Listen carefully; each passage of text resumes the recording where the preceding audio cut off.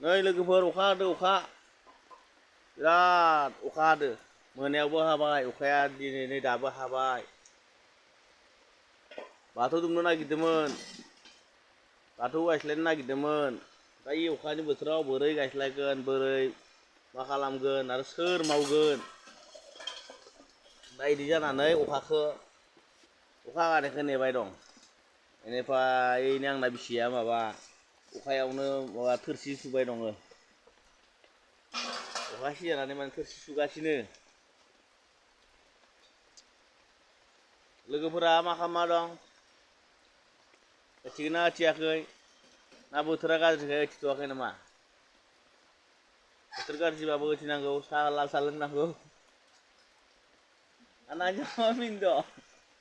mau mindo ema kenapa mana mindo लोगोफोरनिसिम गोदान बोसोराव मोनसे खावलायहरनाय थाबाय अन्नानै लोगोफोरा आंनि गोदानै फैनाय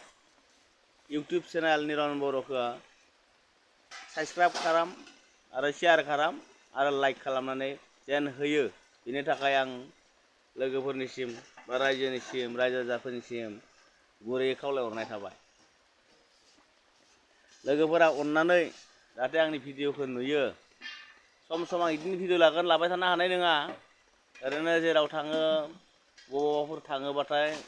मोजांफोर नुयोबाथाय माबा मोनसे सिनारिफोर नुयोबा बेफोरखौनो आं भिडिअ बानायनानै होगोन आंनि बे निरन बर' इउटुब चेनेलाव बेनिखायनो आं लोगोफोरखौ खावलायहरनाय थाबाय आंनि बे निरन बर' इउटुब चेनेलखौ लोगोफोराबो जेन अन्नानै लाइक आरो कमेन्ट बा साबस्क्राइब खालामनो दाबाव बेनि थाखायनो आं लोगोफोरखौ गुरैयै खावलायहरनाय थाबाय